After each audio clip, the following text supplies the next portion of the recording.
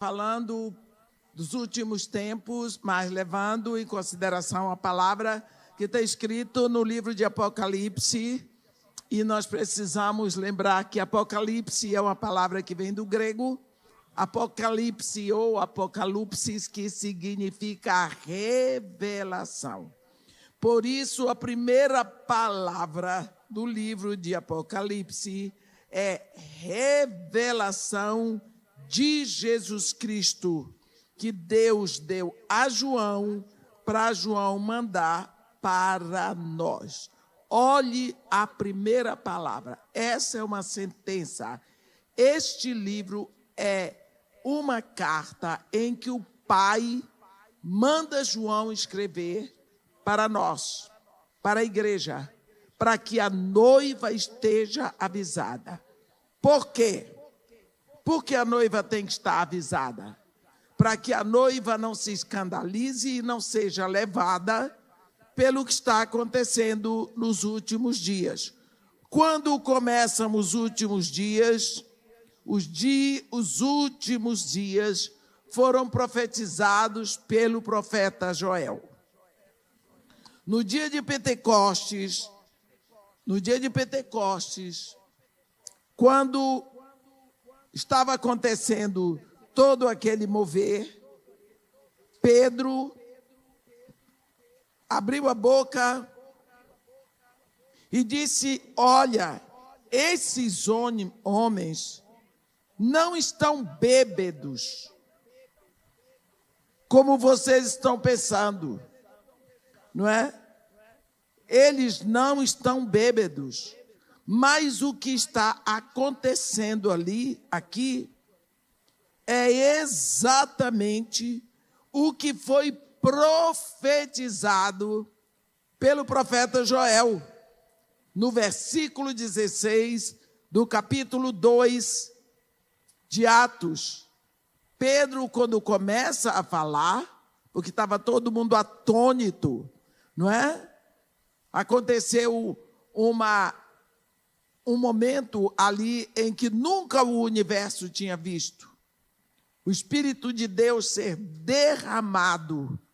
Então ele disse: o que ocorre é o que foi dito por intermédio do profeta Joel.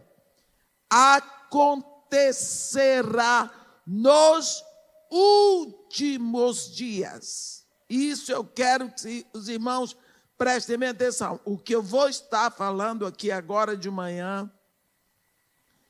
eu tenho autoridade para dizer, porque a minha autoridade é o que está escrito.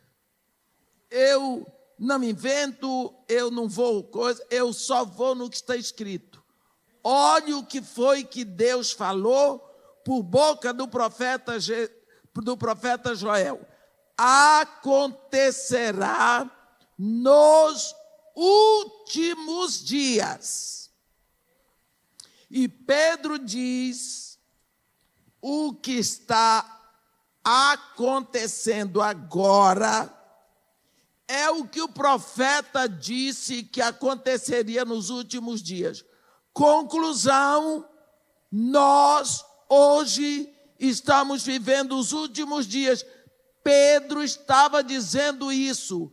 Está acontecendo hoje, meus irmãos, porque hoje são os últimos dias, 2000 anos. Pedro, há 2000 anos, estava dizendo que estava nos últimos dias. Nós estamos 2000 anos depois. Então, quando nós falamos de últimos dias, nós não falamos de hoje. Nós falamos de um processo que já começou há 2000 anos. Últimos dias é um processo de um tempo em que o Espírito de Deus está em um povo aqui na terra. O Espírito de Deus não está sentado nos bancos da igreja. O Espírito de Deus não está na prata, ele está dentro, ele reside dentro de cada um de nós. Por quê? Vamos então olhar como que Deus o que Deus quer com essa equação dele. Lá no início, eu vou dizendo, graças a Deus, estou falando para pastores e líderes, eu não preciso dizer, olha, lê aqui, lê ali, porque vocês conhecem. Mas, de vez em quando, é bom mostrar. Lá no início, Gênesis 1, versículo 1, está escrito, no princípio, criou Deus os céus e a terra. Ponto. Esquece os céus, entra para a terra, que é o que nos interessa. Como era a terra? A terra, porém, era sem forma, vazia, havia trevas sobre a superfície do abismo, o Espírito de Deus pairava sobre a superfície das águas. Quando você lê isso no Bereshit, do hebraico, isso lhe dá a certeza de que esse verbo mostra que o Espírito Santo guardava, ele cobria, ele protegia. Mas lá embaixo era um caos, não acontecia nada. Eu quero que você preste bem atenção nisso, que nós vamos andando com essa visão que está na Bíblia. Nós não podemos sair do que está na Bíblia. Porque nós somos avisados várias vezes nas cartas pastorais, Paulinho de Tarso, 1º, 2º Timóteo e Tito, ele fala dos falsos mestres, de falsos profetas, da falsa doutrina, que é para nós guardarmos a sã doutrina.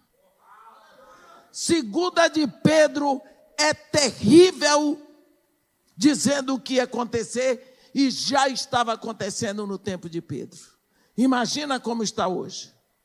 Judas chega com uma carta de 25 versículos, que ela é terrível. Ela é terrível sobre o que está acontecendo. Judas chega a dizer, meus irmãos, eu ia escrever para você a respeito da nossa comunicação, mas fui obrigado a escrever, exortar sobre o que está acontecendo. Quer dizer, parece que Judas ia tocar uma harpa, o Espírito diz, toca a trombeta, larga a harpa. Por quê? Por causa da situação que começa nos últimos tempos. E os últimos tempos, como nós vimos, começa com a descida do Espírito Santo. Pronto. Já está comprovado. Por favor, nós precisamos, esta manhã, meditar sobre isso, porque isso é muito sério. Aí, o Espírito Santo, lá no início, primeiro ministério do Espírito Santo, ele está ali, sobre o caos. Vem Deus assim, com a sua flecha, haja luz. O que é que vem ali? A palavra. O que foi que aconteceu? O caos foi embora, começou o cosmos, começou a criação. Quando é que desaparece o caos? Quando entra a palavra. A palavra, coberta pelo Espírito, esses dois, palavra e Espírito, começam a formar. E aí vem João no seu evangelho e diz, no princípio, era o verbo, a palavra. A palavra estava com Deus, a palavra era Deus. Todas as coisas foram feitas por intermédio da palavra, do verbo. E sem ela nada do que foi feito se fez, porque a vida estava nela. Então ele vai dizendo que Deus vai cuidando com a palavra, porque ela está coberta pelo Espírito. Deu para entender? Vocês estão olhando e vendo? Está escrito assim. Palavra, o Espírito cobrindo. Eu não quero que vocês percam um minuto disso, porque Deus me deu isso. Abriu os meus olhos para isso. E não abriu só os meus. Está sendo escrito na Bíblia isso o tempo todo. É que às vezes a gente passa por cima. Vamos mudar isso. Aqui é o início do Novo Testamento. Do Antigo Testamento, né? Aí nós vamos para o início do Novo Testamento. Tem lá um ventre sem forma e vazio. Um ventre virgem. Ventre de uma virgem. Não é? A Bíblia diz aqui, em Lucas, que o anjo Gabriel foi uma cidadezinha de Nazaré, foi uma cidadezinha da Galileia, chamada Nazaré. No 6º mês foi o anjo Gabriel enviado da parte de Deus a uma cidade da Galileia chamada Nazaré, a uma virgem. Virgem, como é o ventre da virgem, sem forma, vazio, como era a terra. E ele diz para ela, terás um filho. Foi o que aconteceu? A palavra veio no ventre dela. Terás um filho.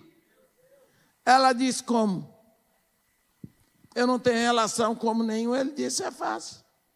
A equação lá do primeiro. O Espírito Santo te cobrirá.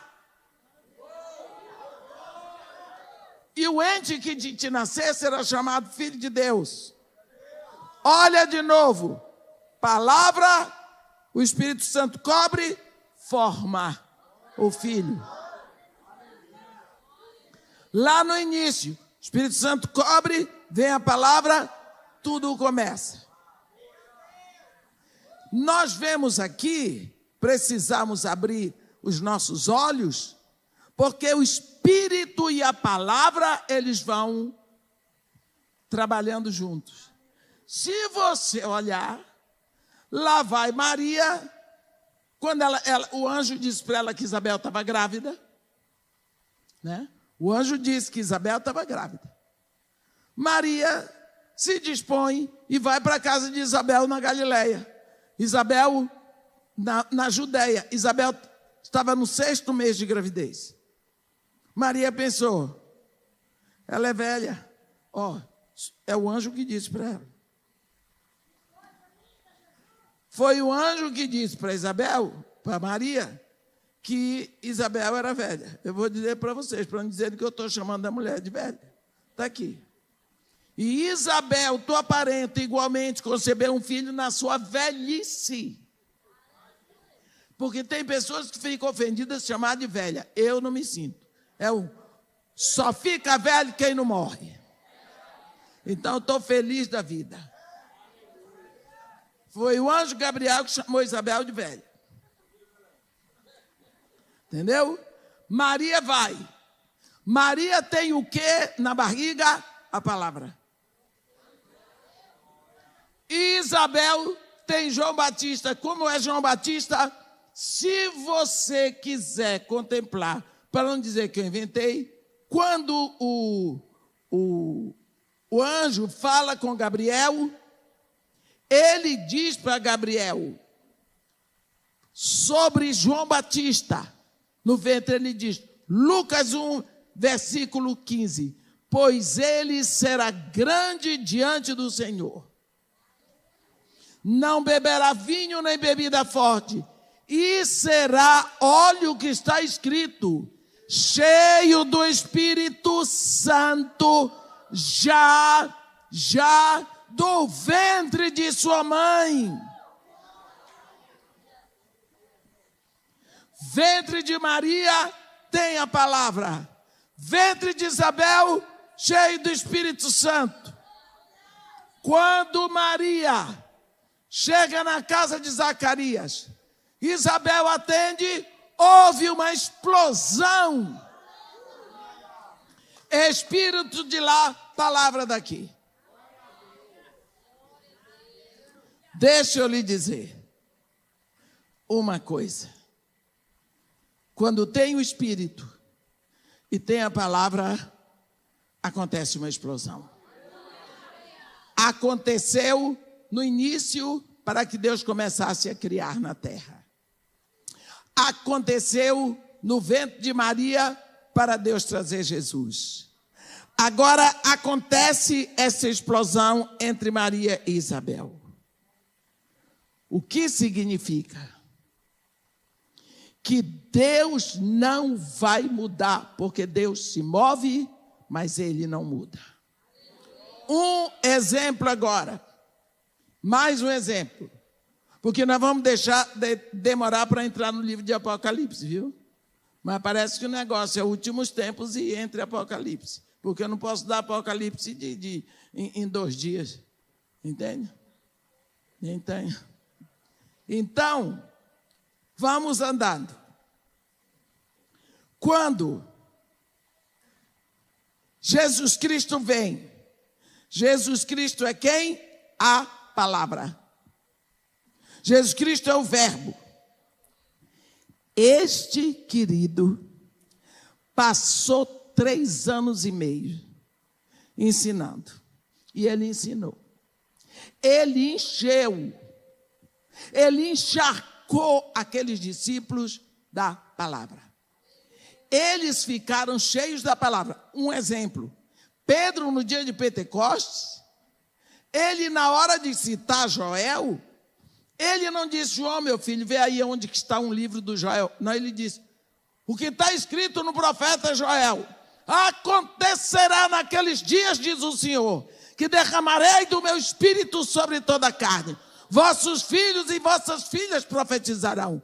Vossos jovens terão visões. Sonharão os vossos velhos. Também sobre os vossos servos e vossas servas derramarei do meu espírito. Ele foi citando de cor. Por quê? Porque ele sabia. Porque ele sabia.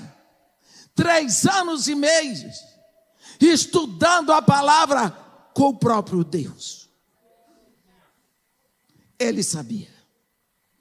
Todos aqueles discípulos ali sabiam. Todos aqueles discípulos sabiam. Prestaram para quê? Enquanto Jesus Cristo estava na terra, não serviram para nada. Jesus Cristo foi à cruz, ressuscitou, esteve com eles, ressuscitado, não serviu para nada. Brigavam entre si, né? Brigavam entre si. Um deles quase se tornou um assassino, avançou com a espada, feriu o soldado do sumo sacerdote, mau. O outro vendeu o mestre. Olha que turma. Mas eles estavam cheios do ensinamento da palavra. Chega em Betânia, eles viram Jesus ser levado para os céus. Ficaram lá. Foi preciso que viesse um anjo, dissesse para ele: varões galileus, por que estás aí a contemplar a nuvem? Este mesmo Jesus que dentre vós foi tirado descerá, voltará, assim como o viste subir. Desceram de lá em silêncio, né? Foram se trancar numa sala com medo dos judeus. Medo. O que é que eles tinham? E tinham a palavra. Por que tanto medo? 10 dias. Quando a gente está com medo, a gente vai orar, né? Orando. No dia de Pentecostes, quem vem? O Espírito. Sobre a palavra que estava neles. Que foi o que aconteceu? Explosão. Porque o Espírito vem sobre a palavra que estava neles. Nunca mais se esconderam. Botaram o mundo de cabeça para baixo. Porque havia neles a palavra, o Espírito vem. Por isso que Jesus disse, por isso que Jesus disse para ele: olha, vocês vão, façam discípulos de todas as nações, mas não agora. Permaneçam na cidade até que do alto sejais revestidos de poder. Porque do jeito que vocês estão, vocês não vão fazer nada. Mas tem a palavra, mas precisa o Espírito. Deu para vocês entenderem bem, se nós não entendemos bem essa palavra, de que Deus trabalha assim, palavra junto com o Espírito, Espírito junto com a palavra. Para você ser gerado, você precisou de dois, seu pai e sua mãe. Juntou os dois, você foi gerado. Para ser gerado, filho de Deus, precisa do Espírito e da palavra, precisa de dois. O que foi que aconteceu? No dia de Pentecostes, Espírito de Deus veio para a terra para habitar no coração de cada filho de Deus. Por que é que não está havendo essa explosão, esta paixão, do jeito que aconteceu lá no início? Está faltando o quê? A palavra. Porque o Espírito já está dentro de você. Por que não está acontecendo as coisas? Está faltando a palavra. O que nós temos hoje é uma deficiência, uma indiferença com a palavra de Deus. E eu, se fosse o diabo, eu ia querer que isso acontecesse. Uma igreja capenga, uma noiva indiferente, uma vergonha ao que se passa hoje, e se dizem filhos de Deus. Cadê a palavra? Quanto tempo você gasta com essa palavra? Quanto da palavra você bota para dentro? Sabe por quê? No dia que você se rendeu a Jesus Cristo, o Espírito Santo veio habitar dentro de você. Ele está aqui e disse: e cadê o combustível? O Espírito Santo está dentro de você esperando o combustível para que haja explosão. Aí você diz: não tenho tempo, eu vou à igreja, eu só ouço música evangélica. O Espírito Santo não está atrás disso, não. Para formar um filho de Deus, precisa a palavra. Que palavra? A palavra que está escrita. Vocês lembram o que foi que Jesus Cristo disse? Olha, é melhor que eu vá, viu? Porque se eu não for, o Espírito Santo não vem. Pode olhar. Ele chegou a esse ponto. Eu acho que ele não aguentava mais com aqueles discípulos.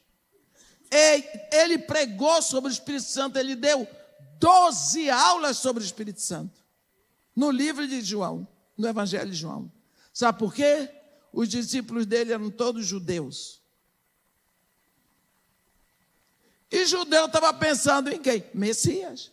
Nós queremos o Messias. Porque o Messias vem, vai arrebentar com o Império Romano, vai acabar com a dinastia dos Herodes, vai botar Israel nos píncaros, a maior nação do mundo, porque o Messias vai ser descendente de Davi, e foi isso que Davi fez no tempo de Israel. Então eles queriam o Messias. Para Jesus dizer para eles: ei, eu sou o Messias e eu estou aqui. Agora vocês precisam do Espírito. Foi difícil, eles não queriam saber do Espírito, e Jesus Cristo insistindo. Quando chega no capítulo 16 de João, ele diz: mas eu vos digo a verdade, versículo 7. Convém-vos que eu vá. É melhor para vocês que eu vá. Não é? Porém, quando eu for, porque se eu não for, o Consolador não virá para vós outros. Quem estava interessado em Consolador? Ele estava querendo dizer: se o Espírito Santo não vier, vocês estão fritos. Porque vocês têm a palavra, mas cadê o Espírito? Hoje todo mundo quer. Porque eu sou cheio do Espírito, coisa nenhuma. Quem é cheio do Espírito não diz isso. Nós precisamos ser humildes para saber que nós estamos aquém do que Deus quer para nós hoje. Estamos aquém. A igreja está aí, irrelevante. Você só vê escândalo com o nome de crente, e não é só crente, não, é pastor. Por quê? Está faltando o quê? O poder não é para ficar rico. O poder não é para ter muito seguidor lá na internet, sei lá. O poder é contra o mal que está instalado, o engano. Os falsos mestres invadiram a igreja. Paulo avisou nos últimos tempos, muitos apostatarão da fé, por seguirem a ensino de demônios e de espíritos enganadores. Quem apostata da fé é crente. E como é que crente vai seguir ensino de demônios se ele não vai no centro espírita? Os demônios vão estar ensinando nos púlpitos das igrejas, pela boca de gente famosa, pela boca de gente poderosa, pela boca de gente carismática, importante. É assim que os demônios vêm. Meus irmãos, o diabo vai na presença de Deus.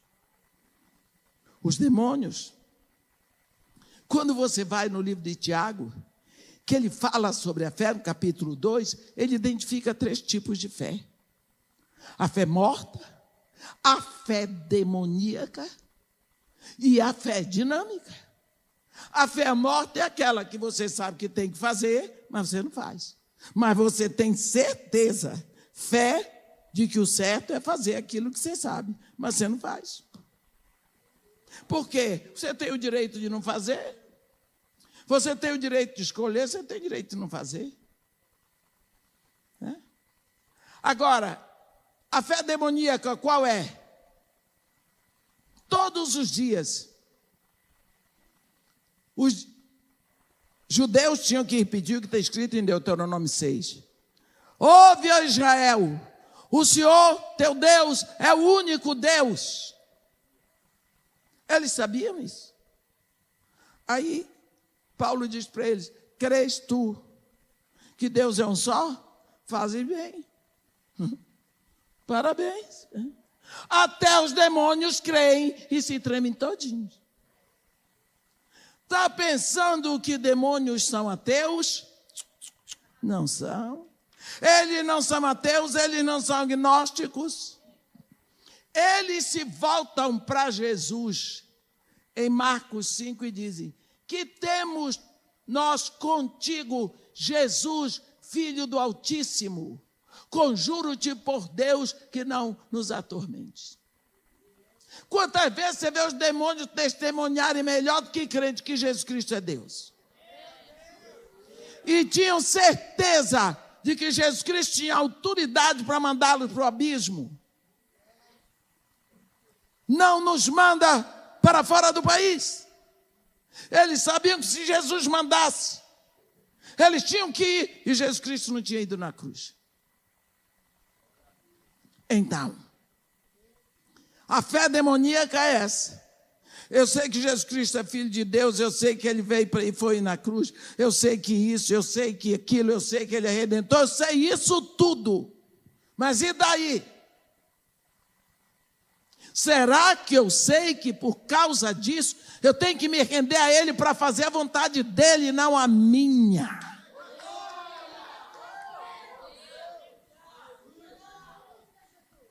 Fazer as coisas porque você crê que Jesus é Filho de Deus, que Ele foi na cruz, que nem aquele credo niceno e o credo apostólico, você crê que Deus, Pai Todo-Poderoso, Criador do céu e da terra, crê em Jesus Cristo, só seu Filho, nascido da Virgem.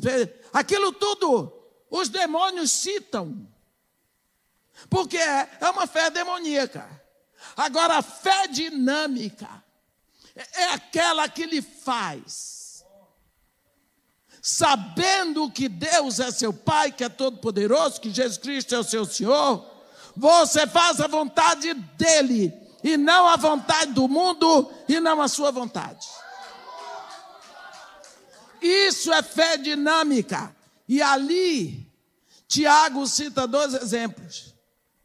Abraão e Raabe. Eu não vou pregar sobre Tiago, só para dizer que nós precisamos buscar a fé dinâmica. Será que aquilo que eu estou fazendo porque o monarca mandou?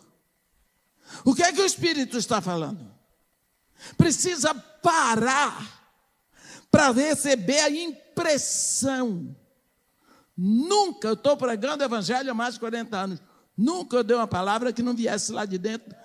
A impressão do Espírito vem em cima do que tem que ser pregado aqui. Jesus Cristo, no dia, eu vou tirar esse sapato, desculpe, mas está aquecendo o meu pé, parece que tem fogo aqui embaixo.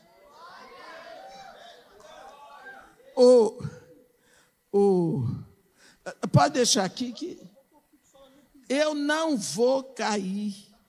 Obrigado. É que eu chego bem aqui, o povo diz, vai cair. Eu digo, não. Não cheguei lá.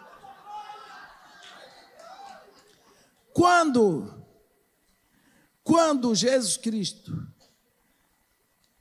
apanhou que só, na quinta-feira à noite, apanhou, foi preso, fustigado, chutado, leva para Pilatos, vai aos empurrões para a casa de Anás, sogro de Caifás, volta para Pilatos e leva para a casa de Caifás, e volta para Pilatos, e vai para Herodes, e volta para Pilatos. Ele estava numa situação tão deplorável, meus irmãos, tão deplorável, que tiveram medo dele não chegar vivo na cruz. Medo. Pegaram um negão que ia passando, diz, ajuda aqui. Pegou a cruz, Simão de Cirene carregou. Os 2 outros que foram crucificados com ele, não Ainás, carregaram a cruz, não apanharam. Não sofreram o que ele sofreu. Foi lá na cruz, fez tudo o que tinha que fazer, morreu, foi enterrado. Sexta-feira, de tardinha, passou o sábado, fora do foco. Domingo, quando o ponteiro virou assim, sábado para domingo, estava Jesus.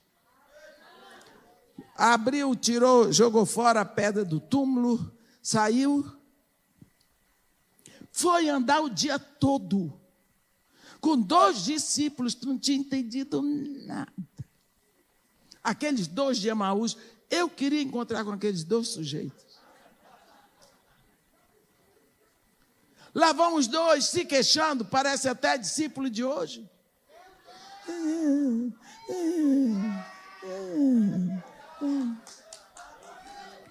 Ele chegou lá. Que palavras são essas que caminhando trocais entre vós? Eu, se fosse ele, tinha dito, ei, chega de discípulo. Vou deixar esse trabalho para o Espírito Santo, porque eu não aguento mais. Apanhei demais. Até morri, fui para os infernos, fiz tudo. Hoje é um dia de folga, um só. Tenho direito? Não. Foi lá. Que palavras são essas que, caminhando trocais entre vós, foi logo levando uma bronca, porque discípulo de Jesus Cristo sabe ser grosso. Será possível que és o único que está no Israel, não ouviste? Em Jerusalém, não ouviste falar dos últimos acontecimentos? Jesus, quais? Últimos acontecimentos, quais? Sobre Jesus Nazareno, profeta poderoso em atos e palavras, como foi entregue pelas nossas autoridades para ser julgado, para ser crucificado, morto. É hoje o 3º dia e você não sabe. Chapa, meu chapa.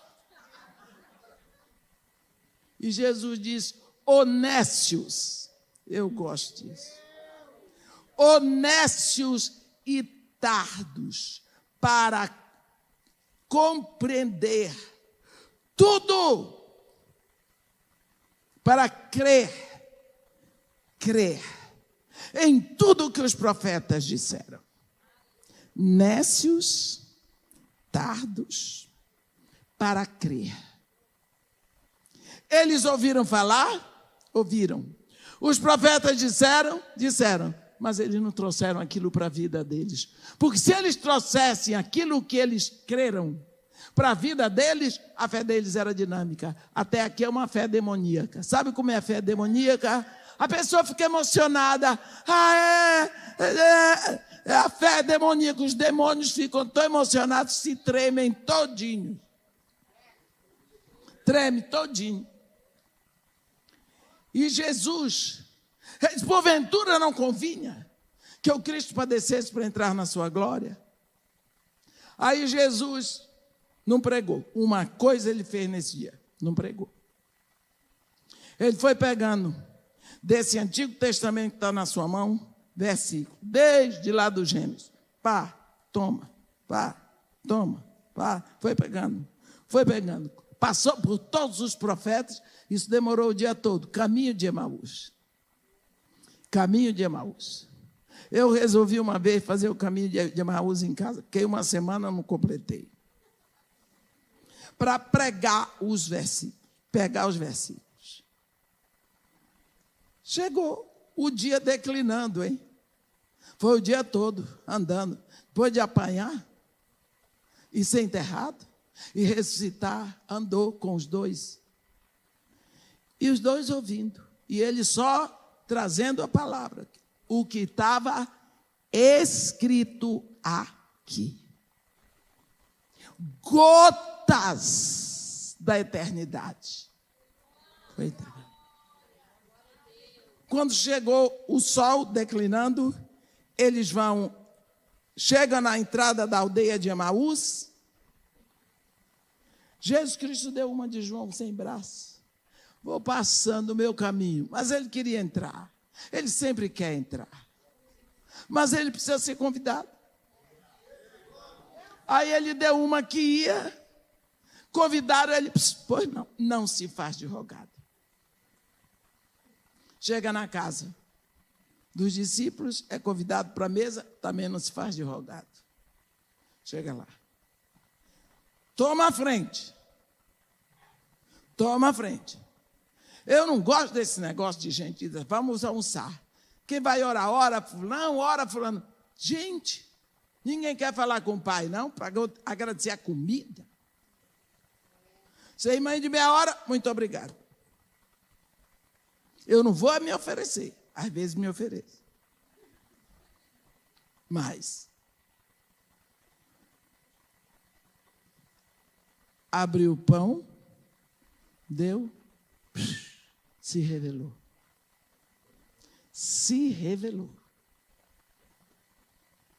E eles, e desapareceu.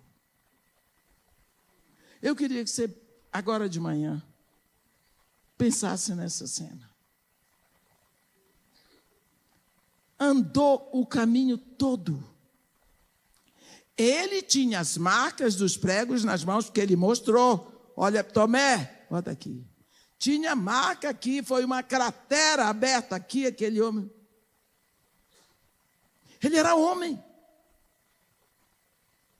Andou.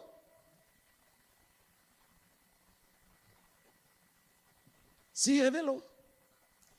Eu fico pensando, por que ele não disse para aqueles discípulos, olha, sou eu, aqui, ó, aparecia, desaparecia, aparecia, para provar para eles, que eles precisavam de provas.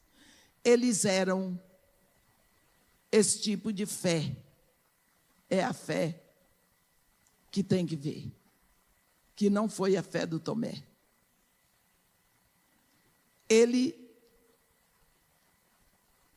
Por que Jesus não se manifestou no caminho? Por que ele não se revelou no caminho? Me parece que ele se revela quando você se assenta com ele. Ele podia ter se revelado no caminho. Mas ele se revela quando você se assenta à mesa com ele, ele se revela a você. Ele se revela a você. Esse é o método dele. Dia de Pentecostes, vem o Espírito Santo. 3.000 almas saem do inferno e da perdição. Ouvem a palavra. O Espírito Santo constrange o coração deles. Eles se rendem. O Espírito Santo vem, todo mundo. Agora está o Espírito neles. Como é que eles vão manter esse fogo? Qual é o combustível? Pórtico de Salomão todo dia se reuniam para ouvir. Mateus pregava. Mateus cansou, entra João. João cansou, entra Tiago. Tiago cansou, entra o outro, se alimentando da palavra, se alimentando, se a palavra. Porque tinha o Espírito e a palavra, explosão, explosão, explosão, nascimento, filhos de Deus. Quando chegou na hora da igreja sair de Jerusalém, todos que saíram tinham o Espírito com a palavra e continuaram. O que nós temos visto hoje? A igreja tem pregado muita coisa. Vocês não sabem, eu tive uma conversa séria com o pastor Russell Shedd por causa disso. Eu sou chamada para fazer comentário bíblico. Eu sou chamada para escrever. Eu digo, gente, eu não posso. Ou eu me dedico a essa palavra, ou eu não vou ter mais nada para pregar. Mas a senhora já sabe, nunca, assim como a misericórdia de Deus se renova todos os dias, eu preciso que essa palavra seja renovada todos os dias. O que foi que aconteceu com a igreja? A igreja explodiu. Hoje, nós não vemos mais as pessoas interessadas na palavra de Deus. Eu já sei. Conta aquela historinha da ovelha perdida. Conta aquela historinha do filho pródigo. Aquilo não é uma historinha. Aquilo está escrito e essa palavra que está escrita tem que ser ouvida e pregada. E quantas vezes você chama pessoas na sua igreja para pregar e a pessoa fala a respeito da palavra de Deus, mas o que está escrito não entra. Sabe por quê? Lembra aquele momento em que Jesus Cristo estava sendo tentado pelo diabo? Hein? O que foi que aconteceu? O que foi que ele disse? Está escrito. A palavra de Deus é aquela que está escrita. Não é a palavra que eu expliquei, mas é a que está escrito. Essa é viva e eficaz. Essa é mais cortante do que qualquer espada de 2 gumes. Essa é que vai até o ponto de separar almas do espírito, juntas e medulas, e é apta para discernir os pensamentos e os propósitos do coração. E mamãe, eu não tenho memória para memorizar. Como é seu nome? Dia do seu aniversário. Nome do seu pai, da sua mãe, seu endereço. Sabe tudo! Que memória é essa que só retém aquilo que lhe interessa? No dia que a palavra de Deus for prioridade, você vai reter. Como é que memoriza, Ângela? Que também não memorizava quando me conheceu. Não memorizava. Manda citar Apocalipse do 1º ao 4º, que ela sabe de cor. Por quê? Quanto você repetiu? Repete, repete. Escreve o versículo no papelzinho. Eu que sou mulher, boto aqui. De novo. Fala em voz alta, porque quando você fala, você lê e você ouve. Então, como nós vamos fazer com uma igreja onde você recebeu o Espírito? Se você confessou Jesus como Senhor, único Senhor, suficiente Salvador, o Espírito está em você, mas é a palavra. Qual é a palavra? Paulo nos diz em 2 Coríntios 3 que Moisés, quando desceu está escrito lá em Êxodo, mas ele lembra para o povo de Corinto, quando ele desceu do monte, ele ficou muito tempo, 40 dias, exposto à glória de Deus, à presença de Deus. Quando ele desceu de lá, o rosto dele brilhava. Ele gostou muito daquilo, quem não gosta? Né? E não tinha ninguém para fazer uma foto. Só que com o passar dos dias, a glória foi desaparecendo. O povo dizia, ih, Moisés está desaparecendo. Ele cobriu o rosto com um véu. Diz Paulinho de Tarso que era para ninguém ver, que a glória estava desaparecendo. Paulo diz que conosco é diferente. Esse Deus estava do lado de fora. Moisés estava aqui e Deus estava lá. Esse Senhor Deus, ele mudou de residência para dentro de mim. Mudou. Agora ele está aqui, endereço do Deus da eternidade, coração de uma pecadora. De um pecador. Daqui, você acha que Deus se divide? Não. A Bíblia diz que Deus não dá o seu espírito por medida. Conta gota, 2 gotas para um, 3 para outro, não. Ele vem com toda a sua glória e daqui ele quer expressar a sua glória. Ele quer expressar. Porque você não pode conter a glória de Deus. E aí, quando você abre a palavra, a palavra está aqui, o Espírito está aqui. O Espírito vem para a palavra volta para você. Quem está no meio é você. Sofrendo a transfiguração. O trabalho do Espírito com a palavra. Do Espírito com a palavra. Agora, quando você lê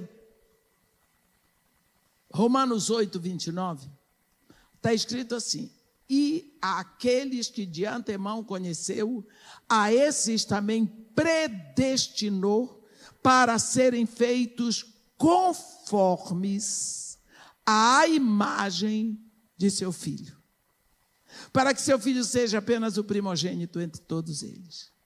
Então o Espírito vem dentro de mim para fazer de mim uma pecadora, filho igual a Jesus. Por quê? Porque Jesus é o modelo. Agora, como que esse Espírito vai me transfigurar se eu não dou o elemento que é a palavra? A única coisa que ficou para eu fazer é abrir esta palavra e me expor ao que o Espírito traz e ao que a palavra me diz. O Espírito, ele vai abrindo a palavra para você, ele vai abrindo, ele vai trazendo a revelação. Parece que tem gente que não crê nisso. Jesus Cristo disse: o Espírito da verdade, que eu enviarei da parte do Pai, ele vos guiará a toda a verdade. Ele vos ensinará todas as coisas. Todas as coisas. E vos fará lembrar das coisas que eu ensinei. Como Espírito vai fazer isso? Se ele não é meu empregado, ele é o Deus de toda a eternidade. Ora, se o Espírito vai ser meu professor, se eu contratar hoje um professor de russo, eu vou sentar com o professor, vou abrir o livro de russo, botar um caderno do lado, caneta e ficar em silêncio, esperando o professor me ensinar e repetindo por causa da pronúncia. Espírito Santo é professor. Eu abro a palavra, mas isso aqui eu já sei. Uma vez Jesus Cristo na pesca. Não pergunta, não espera, não fica em silêncio. Não tem tempo. Não tem tempo. Olha,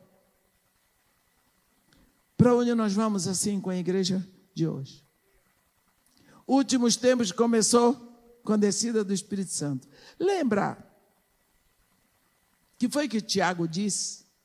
Capítulo 5 da carta de Tiago, a partir do versículo 7. Ele diz assim: irmãos, sede vós pacientes até a vinda do Senhor.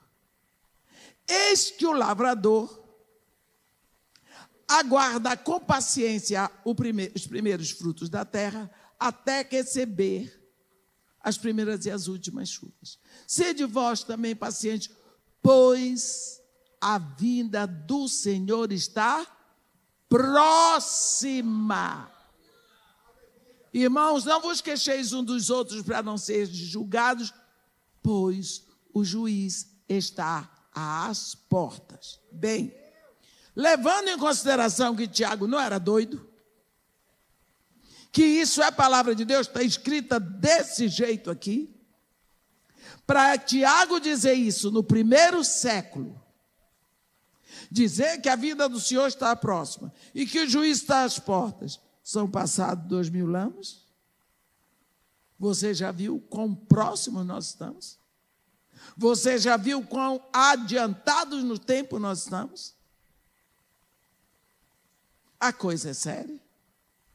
Paulo, quando ele escreveu a primeira carta aos Tessalonicenses, ele simplesmente se considera alguém que faz parte da turma que vai ser arrebatada. Versículo 16, ele diz assim: porquanto o Senhor mesmo, dada a sua palavra de ordem, ouvida a voz do arcanjo e ressoada a trombeta de Deus, descerá dos céus, e os mortos em Cristo ressuscitarão primeiro. Depois nós, versículo 17, 1 Tessalonicenses 4, versículo 16, depois nós, os vivos, os que ficarmos, seremos arrebatados juntamente. Olha Paulinho de Tarso, olha Paulo, no primeiro século achando que ia ser arrebatado com a igreja, hein?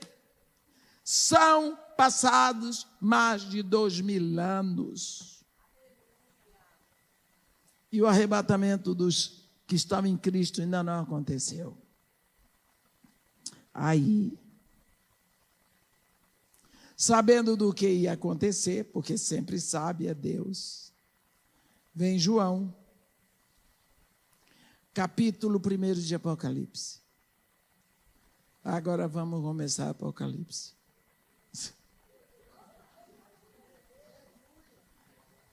João, Apocalipse, embora muitas pessoas dizem, olha que coisa horrível, apocalíptico, tem nada a ver. Apocalipse não é para você ter medo, Apocalipse é para você saber o que vai acontecer mesmo. Só tem um jeito de você não passar por isso, é que Deus lhe leve antes. Revelação de Jesus Cristo, que Deus dá a João, para mostrar aos seus servos as coisas que em breve,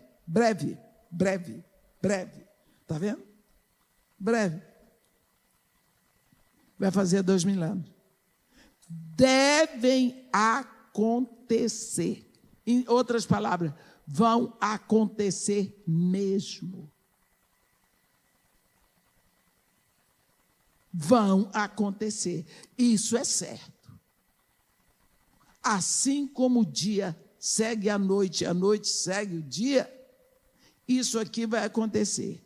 E ele, enviando-os por intermédio do seu anjo, notificou o seu servo João, o qual atestou a palavra de Deus e testemunho de Jesus Cristo quanto tudo que viu. Agora, isso aqui. Quando você chega lá no final de Apocalipse, eu gosto. Jesus Cristo vem e diz assim, olha Apocalipse 22, versículo 16. Jesus, enviei o meu anjo para vos testificar estas coisas às igrejas. Esta carta não é para os ímpios, é para a igreja. Os ímpios fazem filme, os ímpios têm medo, fazem de tudo, mas a carta é só para a igreja. É só para a igreja. O povo lá de fora quer se meter na história nossa. Eu estava uma vez num lugar e tinha um homem muito exaltado contra as mulheres aceitarem o machismo. Porque a mulher aceita ser submissa, onde já se viu isso em pleno século XX. Eu estava lá, eu nunca me meto, a não ser que alguém me convide. Porque onde já se viu mulher submissa, veio uma mulher e me reconheceu na fila. Eu pensei, sujou, me entregou. Quer dizer que a senhora também acha que mulher tem que ficar submissa ao marido? Eu disse para ele, aonde está escrito isso? Na Bíblia de vocês. Eu disse, pois é. Entendeu? Se está escrito lá, é para nós, não é para o senhor.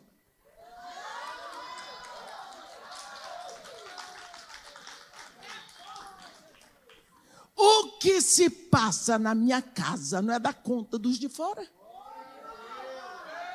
O senhor nunca vai aceitar isso aqui, moço, porque ser submissa ao marido é uma ordem que o nosso pai dá para nós como mulheres. O senhor não vai entender isso porque o senhor não faz parte da família de Deus. Se um dia o senhor entrar para a família de Deus, o senhor vai achar isso ótimo. Sabe por quê? Porque para discernir o que está escrito aqui, precisa ter um espírito que vem lá de cima. O senhor não pense que por isso o senhor é pior. O senhor só é diferente. Não vai compreender. O senhor vai ficar louco, preocupado, triste, desiludido, porque o senhor acha que ser submissa é ser subserviente, escravizado. Não é nada disso. Quando eu vejo aqui, eu disse para ele que a mulher tem que ser submissa ao marido. Eu fico tão feliz de ser mulher. Eu fico tão realizada de ter alguém que me cobre, que me protege, que provê, que tudo. Eu disse para ele, vou lhe dizer uma coisa. Até hoje eu como da pensão que meu marido deixou e ele já morreu. Eu moro na casa que ele comprou com o suor dele e ele já morreu. E durante toda a vida dele, ele proveu para mim a comida, o remédio, tudo mais. Eu estava debaixo, submissa, protegida, amparada. Quem proveu isso para mim foi meu Pai do céu. Está escrito. Quem está do lado de fora não vai entender.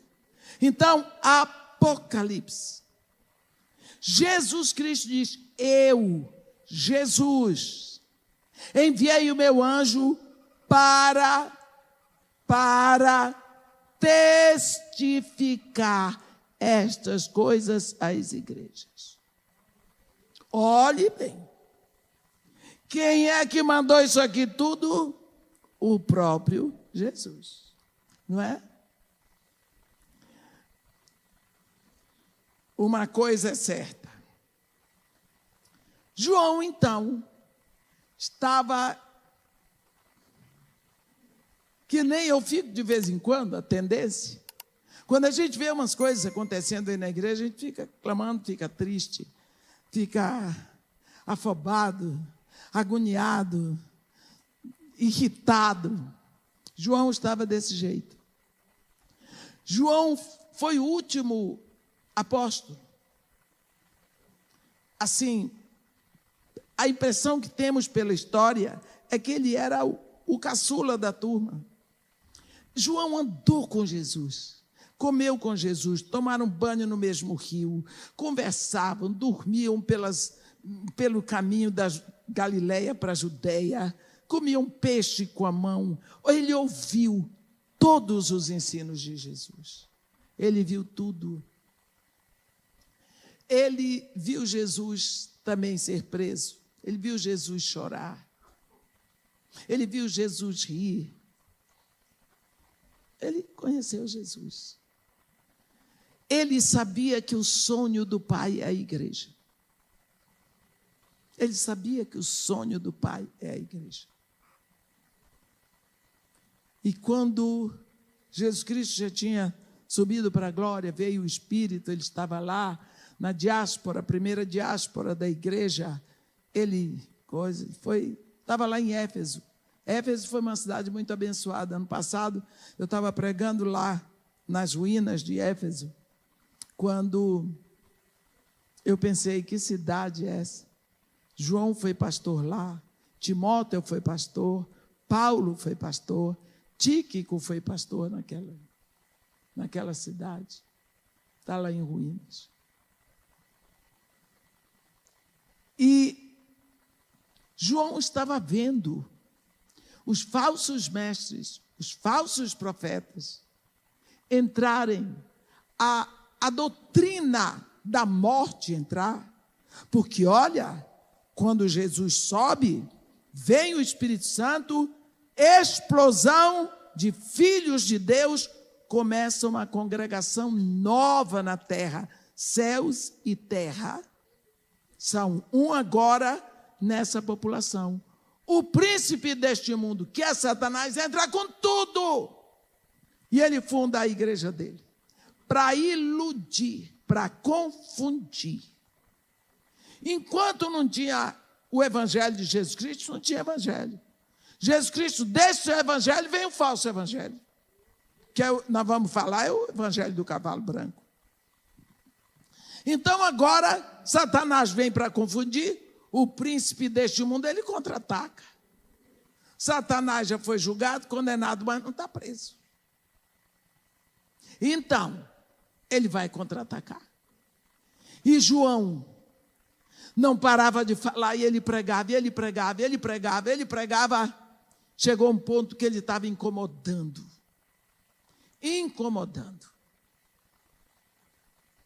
Prenderam João para calar a boca de João.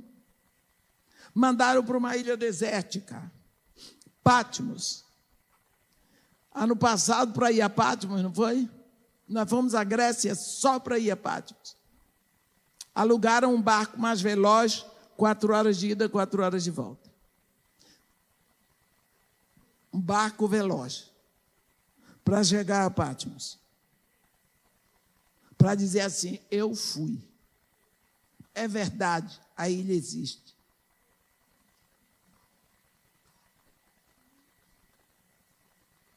Meus irmãos, pensa para João chegar lá.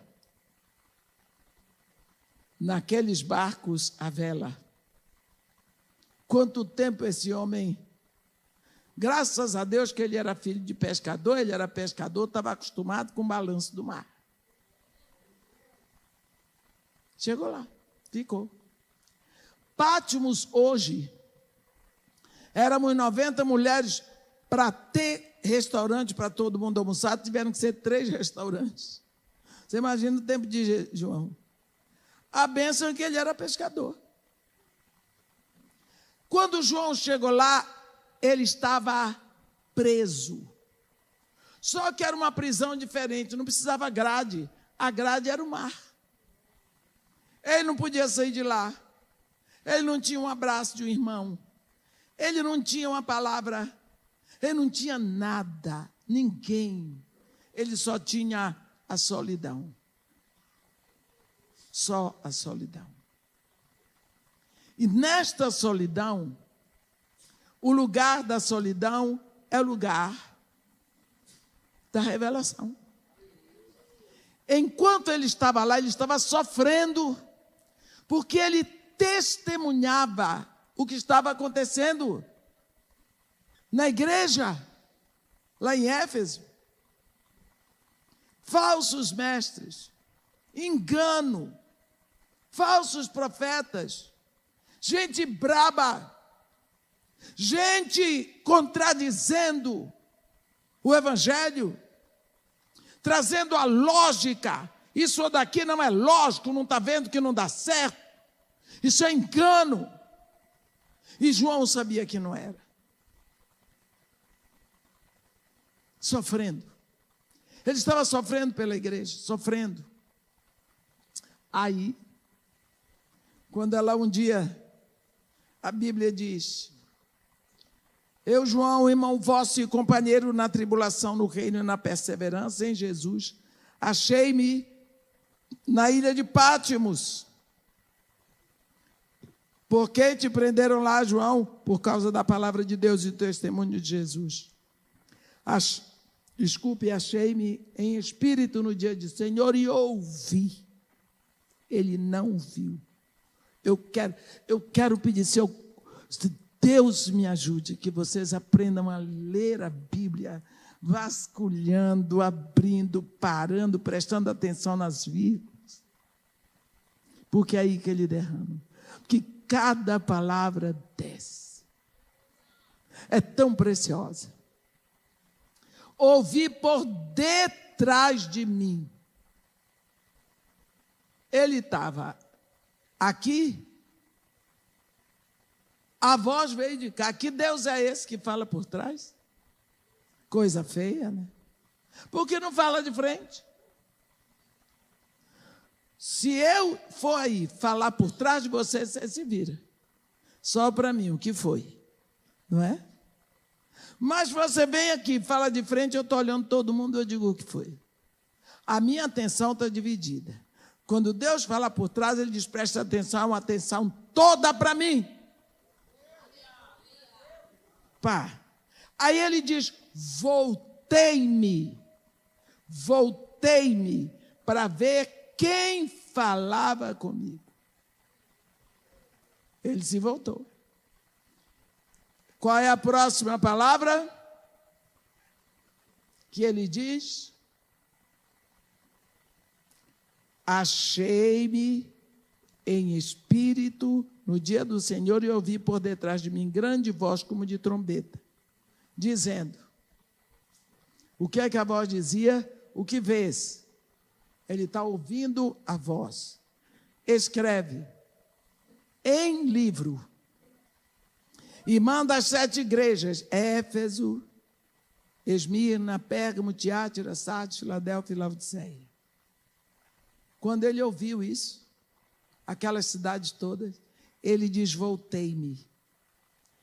Quando ele voltou assim: quem está falando comigo? Para ver quem falava comigo, e voltado, vi 7 candeeiros de ouro. Gente, primeiro ele vê 7 candeeiros. Ele viu 7 candeeiros. Ele viu a igreja. Primeira coisa que ele vê, a igreja. E no meio da igreja, Jesus. Olhe bem. E no meio dos candeeiros, um semelhante a filho de homem. Não é filho do homem, não. Filho de homem. Aí, aqui no versículo 13, vai começar a revelação. Primeiro, ele está com vestes talares. Quer dizer, ele é sumo sacerdote. Cingido à altura do peito com uma cinta de ouro. Ele é monarca.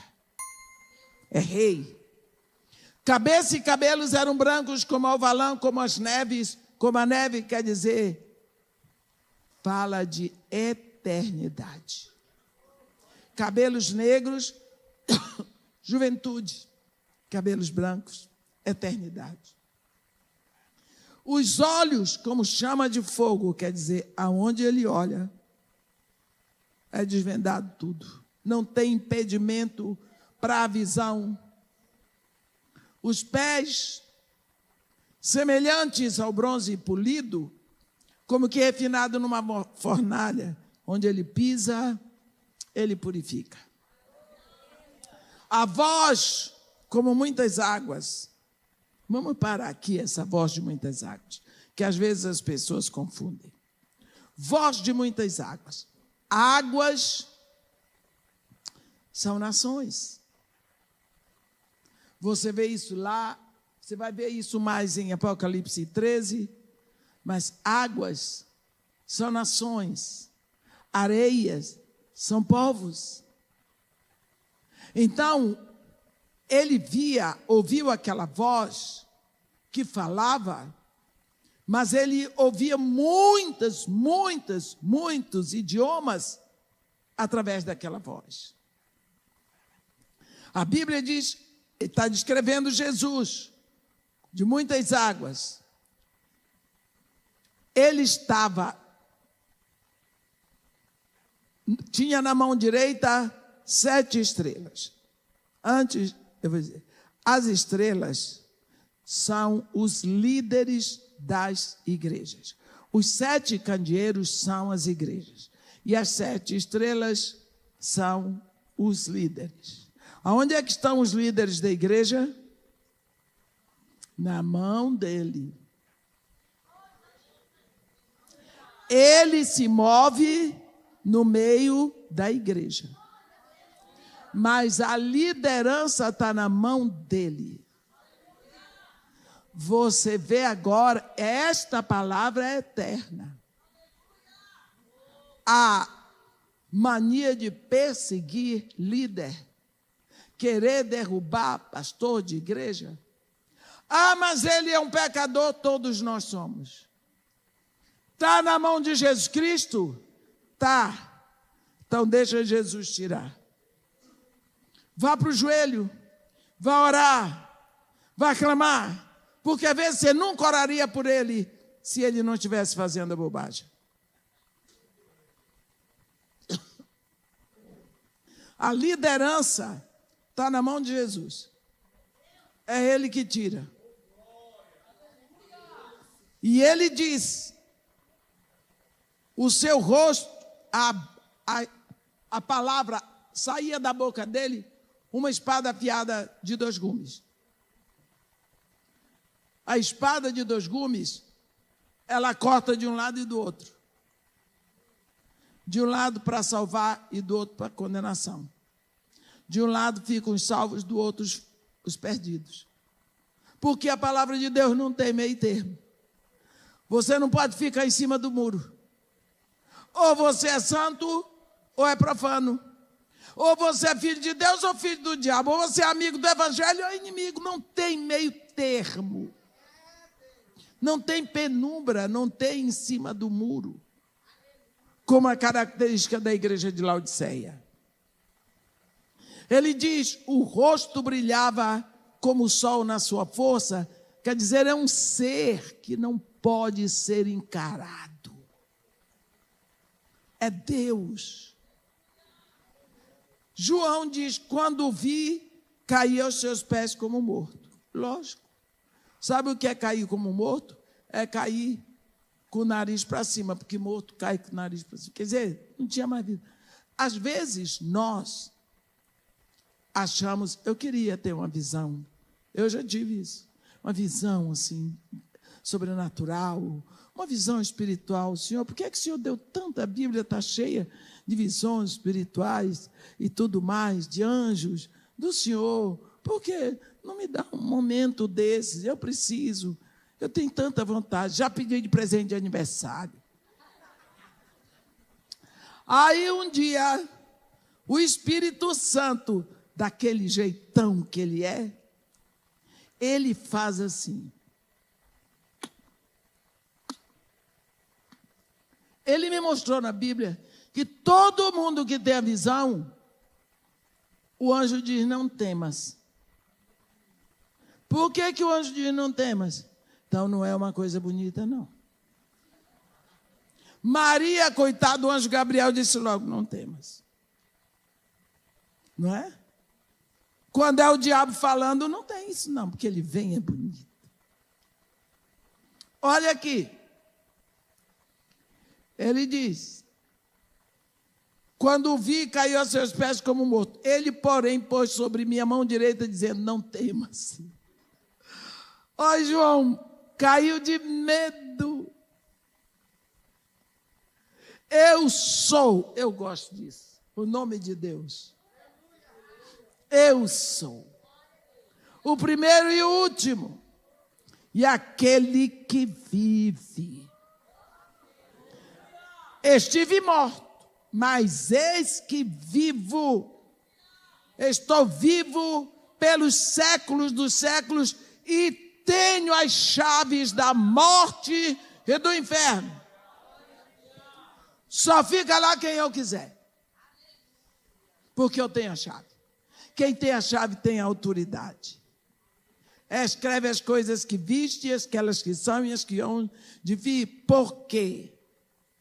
Porque ele explica aqui o mistério 7 candeeiros, são as 7 igrejas, 7 estrelas que viste na mão direita, são os líderes das igrejas. Agora, vai ter a sessão em que Jesus Cristo vai dizer, João, você está achando que está acontecendo tudo errado lá na igreja em Éfeso? Porque João só tinha notícia da igreja em Éfeso.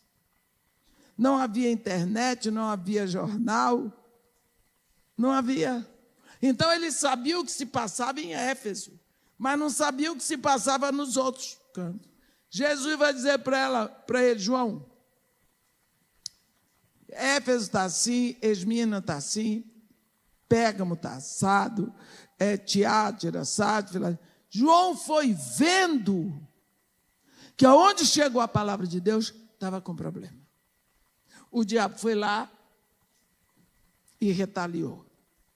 Então, o mau ensino, o engano, o pecado, a falsa liderança, estava onde tinha a igreja.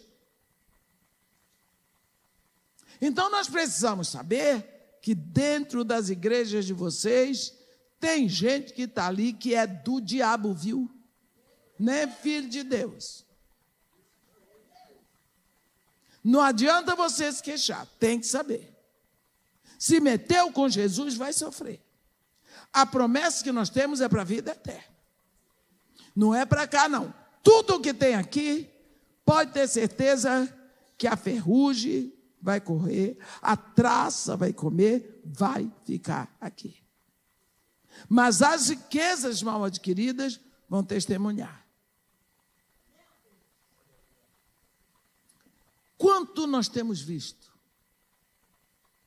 Eu fico horrorizada com as coisas que eu vejo por aí. Meus irmãos, ano passado, em novembro, foi em novembro? Ou foi ano atrasado? No mês de novembro, eu fui Europa, Ásia, África, América do Norte e América do Sul. Eu só vivo em igreja. Eu não vou em outro canto que não seja igreja, feira, né? E supermercado. Eu tenho projeto. É a igreja. O pessoal diz, a senhora conhece muitos lugares. Eu disse, não, eu conheço muitos aeroportos, igrejas e hotéis. É aonde eu vou. Eu não vou mais em canto nenhum. O pessoal viaja para fazer a viagem missionária e bota foto, Eu não tiro uma porque não é turístico. Eu sou chata.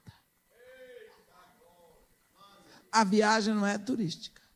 Agora, lógico, o que eu não sou boba, eu estou vendo assim, eu vou vendo as coisas bonitas da cidade, eu aproveito o caminho todinho da igreja para o hotel, do hotel para o aeroporto, eu vou vendo.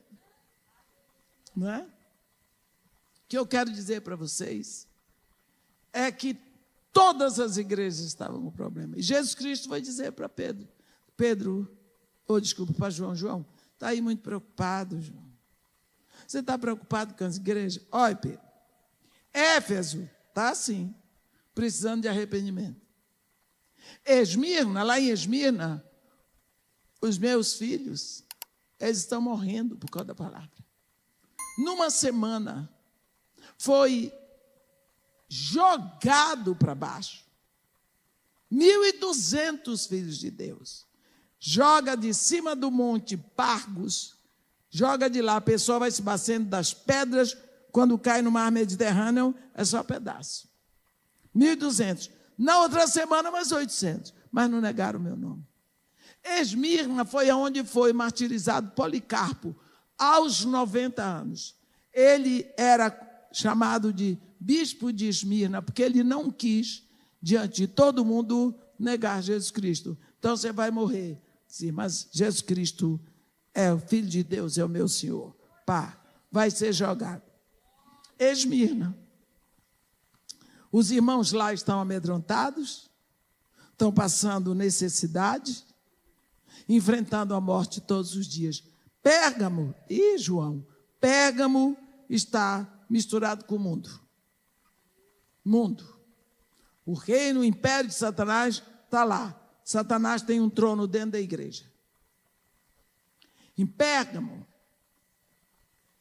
Tiátira, já tem doutrina de Jezabel, já tem doutrina de Balaão, porque em Éfeso já tinha a doutrina dos nicolaítas. Porque quando Jesus Cristo fala a doutrina de Jezabel? É a doutrina que está mais infiltrada na igreja hoje, é a de Jezabel há muito tempo. Tem gente que acha que o espírito de Jezabel é espírito de imoralidade sexual. Não é não, meus irmãos. Você pode ler e estudar Jezabel, como eu já fiz. Você não vai encontrar que aquela mulher traía o marido, que ela era sexualmente imoral, não. Qual foi o plano de Jezabel? Jezabel representa o silenciamento da palavra de Deus. Olhe, o pai dela, Etbaal, rei do Tiro, sacerdote de Astarote, ele era um monarca. Ele era o rei da Fenícia. Ela era uma princesa fenícia. Eu acho que Jezabel era linda. Uma princesa, nascida em berços de ouro, cheia de babás e de pajens, sempre bem vestida, teve a melhor educação. Ela era uma princesa. E o pai sempre preparou a filha para ela ter um casamento real. Então, muito bem cuidada, muito inteligente, muito bem preparada, devia falar outras línguas. O pai, então, fez o casamento dela um casamento político com o rei de Israel. Tanto que ela casou com o rei de Israel. Naquela época, quem determinava com quem a filha ia casar era o marido. Quando ela vai para Israel, ela tinha um objetivo. Eu vou implantar o culto a Baal. Eu sei que já são 12:00, mas eu vou terminar aqui. Me perdoe, pastor, me perdoe, pastor, me perdoe vocês todos. Eu vou terminar aqui, tá bom? É rápido. Jezabel, eu estou falando o que eu sou direcionada. Porque eu só quero que vocês ouçam onde que vocês estão metidos. Se quiser desistir hoje, meus pêsames. Jezabel, quando ela foi para Israel, ela tinha um objetivo. Eu vou implantar o culto ao meu Deus. Eu agora sou a rainha de Israel. Eu vou implantar o culto ao meu Deus, ao meu Baal. Como que eu vou fazer? Eu tenho que ter uma estratégia. Para eu implantar o culto a Baal, o povo de Israel vai ter que parar de adorar o Deus de Israel.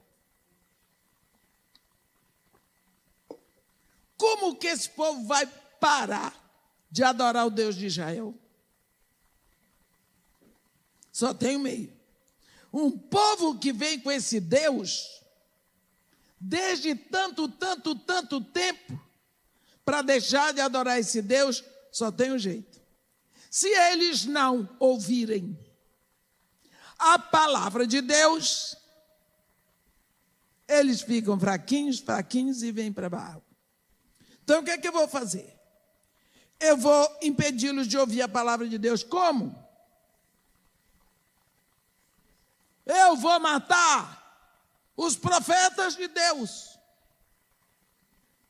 Ordenou a matança dos profetas de Deus.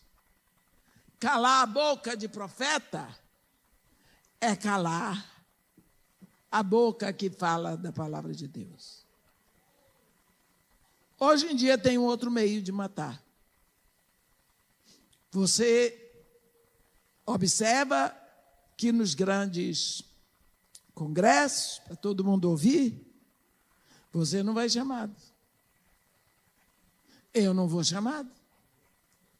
Só chamam os mesmos que vão trazer uma palavra nova, um coach, uma coisa diferente para chamar a atenção. Porque é esses que têm que ser ouvidos. Mas se você for lá falar de Jesus Cristo, como está escrito na Bíblia, você não é aceito. Já me disseram que eu tenho uma cabeça pequena, eu achei que minha cabeça era normal.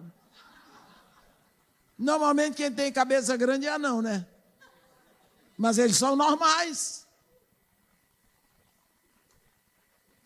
Ela tascou, mandou matar. Foi quando se levantou Elias. É interessante que Elias, ele é exatamente de Tesbe, do país de Jezabel. Né? Aí, ela ordenou. O povo não ouvia mais a palavra de Deus, mas foram ouvindo a palavra de Baal. E foram deixando o Senhor. Por isso, hoje, a igreja está ouvindo abobrinha de todo jeito. Até piada. O púlpito virou picadeiro. Vai à igreja para se divertir, para rir. O momento sagrado do culto a Deus. Pois é. Ela conseguiu. É o espírito de Jezabel. Jesus Cristo diz para a igreja de Tiátira: tenho, porém, contra ti o tolerares que esta mulher, Jezabel, não apenas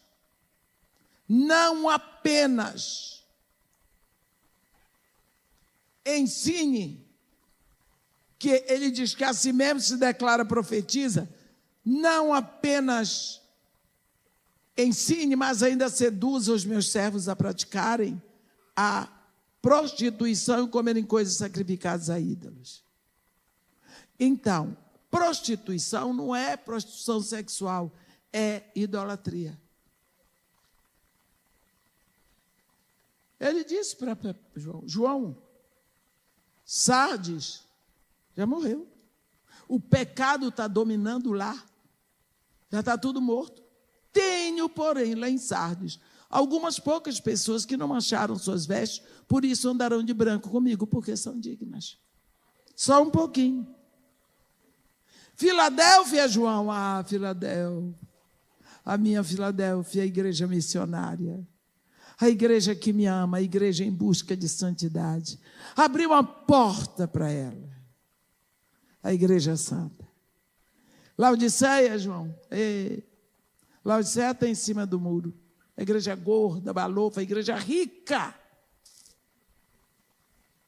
Não precisa de nada. Pegou o dinheiro que os crentes levam para que não falte, porque o dízimo é para que não falte mantimento. Compra tudo mais bonito para impressionar os ricos, para trazer mais gente rica. Né? Não sabem que Deus é responsável pela sua obra. Sabe, meus irmãos, às vezes a gente cai nisso. Até a pandemia eu achava que eu trabalhava, porque eu tenho um projeto social numa favela e eu mantinha o trabalho com o dinheiro das ofertas.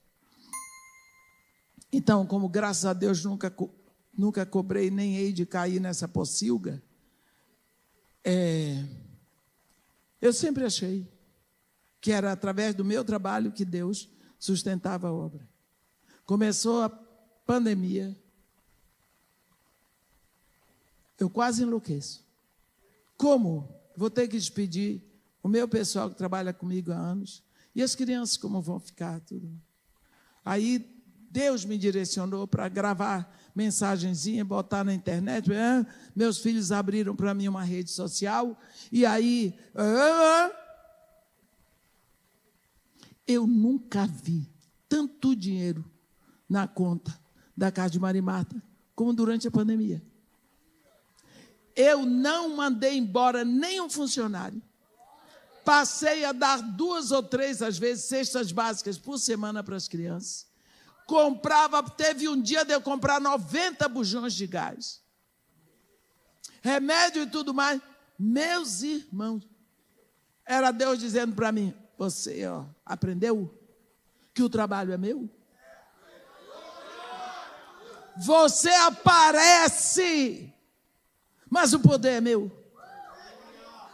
Pedi perdão, foi nessa vez que eu estava orando, porque eu não sabia, foi logo no início, como é que eu ia pagar as crianças, pagar os funcionários.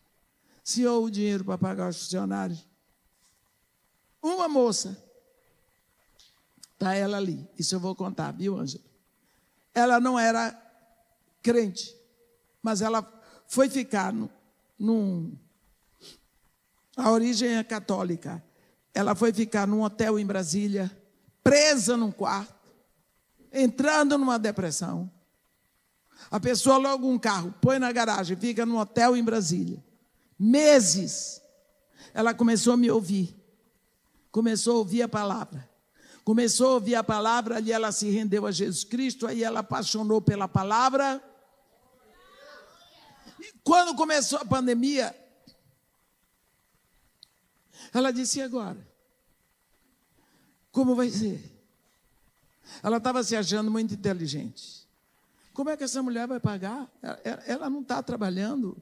Como é que vai ser? Ela precisa pagar salário. Ela se virou. Ela descobriu o telefone da minha igreja, mandou lá, mandou uma oferta de 10 mil reais.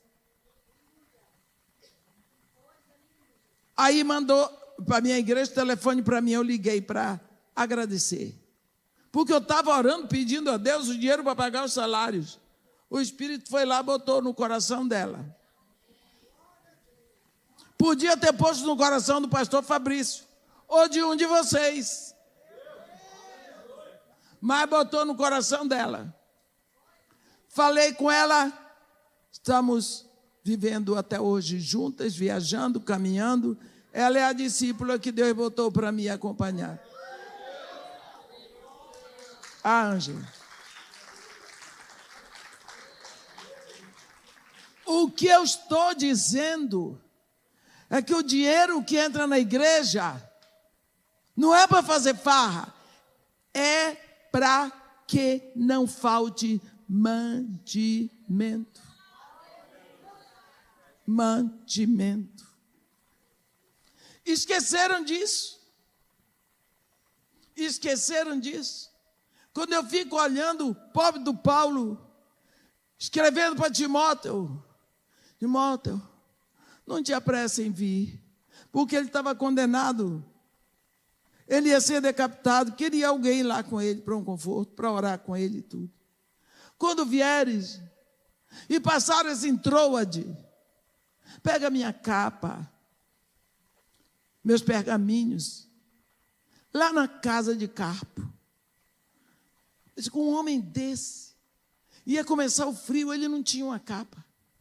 Não podia comprar outra. Não podia comprar outra. Teve que mandar trazer a capa velha que tinha sido em Troade. Se hoje a pessoa vai lá, aonde É aquela loja cara de homens. Como é o nome? Ninguém sabe. Hein?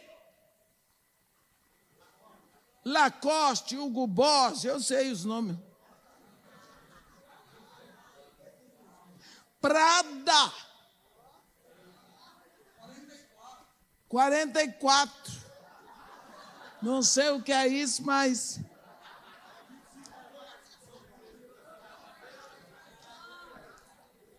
Uma coisa é certa, ninguém vai aqui na feirinha da madrugada, que nem eu lá no Brás.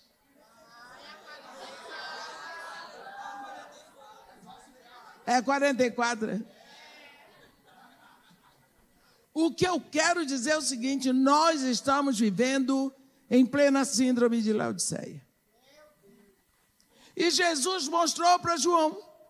Aqui, João, você está preocupado por causa de Éfeso? Olha como está a minha igreja. Mas eu estou me movendo na minha igreja. Pronto. Aí, João, acaba essas coisas. Eu acho tão bonito quando entra capítulo 4. Depois destas coisas, olhei. E não somente uma porta estava aberta no céu, mas a mesma voz que eu ouvi a primeira vez falando comigo. Sobe para cá. Olha que facilidade. Sobe para cá. Porta aberta no céu. João é sugado. Chega lá, puxa vida, entrada triunfal. Diante do trono da eternidade. Ele vai começar agora a escrever o filme do que vai acontecer. Para que nós não fiquemos perplexos. Nós estamos aí.